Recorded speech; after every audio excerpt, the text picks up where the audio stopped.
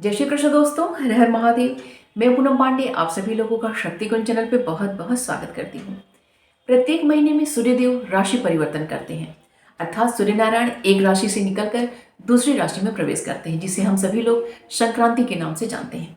प्रत्येक महीने की सभी संक्रांतियां बहुत ही ज्यादा महत्वपूर्ण मानी जाती हैं। सूर्य नारायण एक राशि से निकलकर जिस दूसरी राशि में प्रवेश करते हैं, तो जिस राशि में वो प्रवेश करते हैं उस राशि के नाम पे वह संक्रांति मनाई जाती है। तो हमारी 12 राशियां हैं। तो इस प्रकार एक साल में सूर्य नारायण 12 बार जो है राशि परिवर्तन करते हैं। तो इस प्रकार एक साल में 12 संक्रांतियां मनाई जाती हैं। तो इन 12 संक्रांतियों में हमारी 4 जो संक्रांतियां हैं वो सबसे ज़्यादा महत्वपूर्ण मानी जाती हैं, जैसे मकर संक्रांति, कर्क संक्रांति, धनु संक्रांति और मीन संक्रांति। जब जब ये संक्रांतियां आती हैं तो प्रकृति में एक विशेष परिवर्तन होता है और इस विशेष परिवर्तन का पृथ्वीवासियों पे असर पड़ता है। तो आज इस वीडियो में हम लोग बात कर रहे हैं धनु संक्रांति के बारे में। धनु संक्रांति में सूर्यदेव वृश्चिक राशि से निकलकर धनु राशि में प्रवेश करते हैं, इसीलिए इसे हम सभी लोग धनु संक्रांति के नाम से जानते हैं। धनु संक्रांति बहुत ही ज्यादा महत्वपूर्ण मानी जाती है, क्योंकि धनु संक्रांति के दिन से ही एक महीने के लिए, अर्थात जिस दिन से धनु संक्रांति है उस दिन से लेके अगली आने वाली संक्रांति तक सभी शुभ और मांगलिक कार्य जो है न करने का सलाह दिया जाता है, जिसे हम सभी लोग खरमास के नाम से जानते हैं।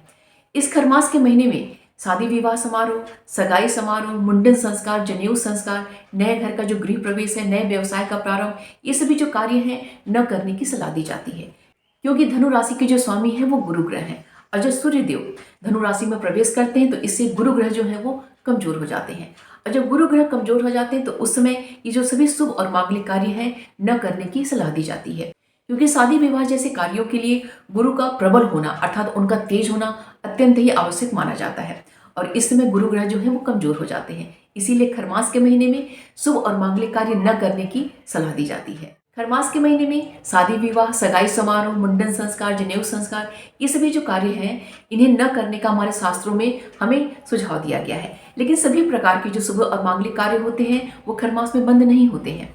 जैसे कि अगर कोई महिला गर्भवती है तो उसका बेबी शावर जब होने वाला है, लगभग ये 7वें महीने में मनाया जाता है, क्योंकि 8वें महीने को हर कोई अवॉइड करता है और 9वें महीने में ऐसी कंडीशन हो जाती है कि उसमें करना संभव नहीं होता है, तो सभी लोग उसको 7वें महीने में ही करते हैं। तो ये अगर 7वां महीना आपका खरमास में ही पड़ रहा है तो निश्चित तौर पर जो है गोंद भराई का काम है वो 7वें महीने में, खरमास में महीने में किया जाएगा। ऐसे अगर किसी बच्चे का जैसे बर्थडे सेलिब्रेशन है तो वो खरमास के महीने में किया जाएगा। ऐसे अगर किसी बच्चे का जो जन्म है वो खरमास में होता है तो बच्चे के जन्म के पश्चात जो छठी का सेलिब्रेशन होता है तो वो भी खरमास के महीने में किया जाता है। उसका जो 12वें दिन बरही मनाई जाती है उसका सेलिब्रेशन भी खरमास के महीने में किया जाता है। ऐसे ही जो हमारे, अगर हमें अपना नया घर बनवाना है तो उसका अगर हम खरमास से पहले ही अगर उसका हम नींव पूजन कर लेते हैं तो खरमास के महीने में वो जो मकान बनवाने का कार्य हम कर सकते हैं।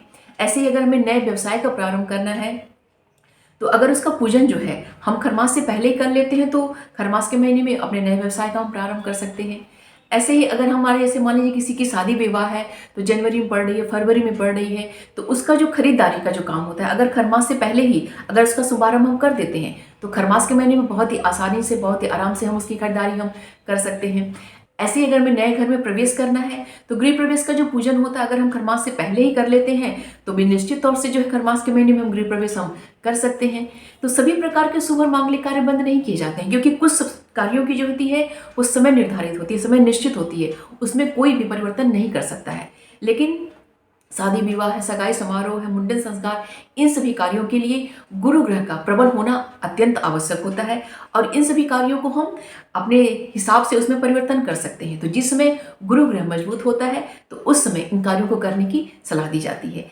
इसीलिए खरमास के महीने में कुछ शुभ और मांगलिक कार्य न करने का सलाह दिया जाता है। आइए जानते हैं कि 2024 में धनु संक्रांति कब मनाई जाएगी, खरमास कब से कब तक है और धनु संक्रांति का पुण्यकाल और महापुण्यकाल का समय क्या है। तो 2024 में जो धनु संक्रांति है वो 15 दिसंबर दिन रविवार को मनाई जाएगी, क्योंकि 15 दिसंबर दिन रविवार की रात्रि में 10:19 पे जो सूर्यदेव हैं वो वृश्चिक राशि से निकलकर धनु राशि में प्रवेश कर रहे हैं। तो दूसरे शब्दों में हम समझ सकते हैं कि 15 दिसंबर दिन रविवार को रात्रि में 10:19 से जो है वो खरमास प्रारंभ हो जाएगा। 15 दिसंबर धनु संक्रांति का जो पुण्यकाल है वो दोपहर में 11:37 से लेकर शाम में 4:57 तक है और धनु संक्रांति का जो महापुण्यकाल है वो दोपहर में 3:10 से लेकर शाम में 4:57 तक है। 15 दिसंबर दिन रविवार को मार्गशीर्ष मास की पूर्णिमा तिथि भी रहेगी और इस दिन अन्नपूर्णा जयंती भी मनाई जाएगी और इस दिन त्रिपुट भैरवी जयंती भी मनाई जाएगी। तो सब मिला के 15 दिसंबर दिन रविवार का जो दिन है वो बहुत ही ज़्यादा शुभ और बहुत ही ज़्यादा मंगलकारी है, क्योंकि यह जो मार्गशीर्ष की जो पूर्णिमा है, त्रिपुर भैरवी जयंती है और धनु संक्रांति जो है वो बहुत ही अच्छे योग में संपन्न हो रही है। यह शुभ योग में और शुक्ल योग में संपन्न हो रही है। तो इस दिन हम जो भी पूजा पाठ, दान पुण्य आदि जो भी हम कार्य करेंगे वो बहुत ही ज़्यादा हमारे लिए पुण्यदायी और हमारे पापों का नाश करने वाला होगा। 15 दिसंबर दिन रविवार की रात्रि में 10:19 से हमारा खरमास प्रारंभ हो रहा है और ये खरमास हमारा 1 महीने तक चलेगा। जब सूर्य नारायण धनु राशि से निकलकर पुनः किसी दूसरी राशि में प्रवेश करेंगे तो ये जो खरमास समाप्त होगा। धनु राशि में प्रवेश करने के पश्चात सूर्य नारायण जो पुनः है वो 2025 में 14 जनवरी दिन मंगलवार को राशि परिवर्तन करेंगे, अर्थात सूर्य नारायण धनु राशि से निकलकर 14 जनवरी दिन मंगलवार को मकर राशि में प्रवेश करेंगे, जिसे हम सभी लोग मकर संक्रांति के नाम से जानते हैं। तो इस प्रकार हम देख रहे हैं कि 2024 में 15 दिसंबर दिन रविवार से हमारा खरमास प्रारंभ हो रहा है और 2025 में 14 जनवरी दिन मंगलवार को हमारा खरमास जो है समाप्त हो रहा है, क्योंकि उस दिन जो है जो सूर्य नारायण धनु राशि से निकलकर मकर राशि में प्रवेश करेंगे और उसके पश्चात हमारे सभी जो पुनः जो है शुभ और मांगलिक कार्य प्रारंभ हो जाएंगे। धनु संक्रांति का जो पुण्य काल है और महापुण्य काल है, इस समय गंगा स्नान का बहुत ही ज़्यादा महत्व होता है। तो अगर आप बाहर में गंगा स्नान करने ना जा सके तो आप घर पे ही गंगा जल बना के उससे स्नान आप कर सकते हैं। पुण्य काल और महापुण्य काल में जो संक्रांति का समय होता है उस समय सूर्य नारायण को विशेष अर्घ्य प्रदान किया जाता है, उनके स्तोत्रों का पाठ किया जाता है, उनके सूर्य नारायण के कवच का पाठ किया जाता है, सूर्य अष्टक का पाठ किया जाता है, आदित्य हृदय स्तोत्र का पाठ किया जाता है, उनके मंत्रों का जाप किया जाता है, उनके जो 108 नाम है या फिर उनके 1000 नाम है उनका पाठ किया जाता है। तो इसमें सूर्य नारायण की विशेष पूजा आराधना की जाती है और इसमें दान पुण्य का बहुत ही ज़्यादा महत्व होता है। शास्त्रों में ऐसा कहा गया है, ऐसा लोगों की मान्यता है कि जिस समय संक्रांति का पुण्य काल और महापुण्य काल होता है उसमें सूर्य नारायण की विशेष पूजा आराधना करने से समाज में मान सम्मान की प्राप्ति होती है। अगर आप पे कोई भी अपयश चल रहा होता है तो वो दूर होता है, आपके बल में, आपकी शक्ति में वृद्धि होती है। और इसके अतिरिक्त अगर आपको सरकारी नौकरी प्राप्त करने की चाह है, आपको किसी उच्च अधिकारी के पद पर बैठने की चाह है, तो संक्रांति के दिन जो पुण्य काल महापुण्य काल होता है उस समय सूर्य नारायण की विशेष पूजा आराधना करने की सलाह दी जाती है। तो संक्रांति के दिन तो सूर्य नारायण की विशेष पूजा आराधना सब करते हैं, लेकिन पूरे खरमास के महीने में सूर्य नारायण की विशेष पूजा आराधना की जाती है। और इसके अतिरिक्त खरमास के महीने में सत्यनारायण कथा का आयोजन भी करना बहुत ही ज़्यादा शुभ और मांगलिक माना जाता है। तो खरमास के महीने में शुभ और मांगलिक कार्य, शादी विवाह आदि न करने का सलाह दिया जाता है, लेकिन इस महीने में पूजा पाठ, जप तप, दान पुण्य बहुत ही ज़्यादा बढ़ जाता है। सूर्य नारायण की पूजा, भगवान श्री हरि नारायण की पूजा और भगवान शिव की पूजा का बहुत ही ज़्यादा महत्व बढ़ जाता है। ये जो खरमास का महीना है वह पूस के महीने में मनाया जाता है। तो उम्मीद करती हूँ कि यह वीडियो आप सभी के लिए बहुत ही हेल्पफुल होगा।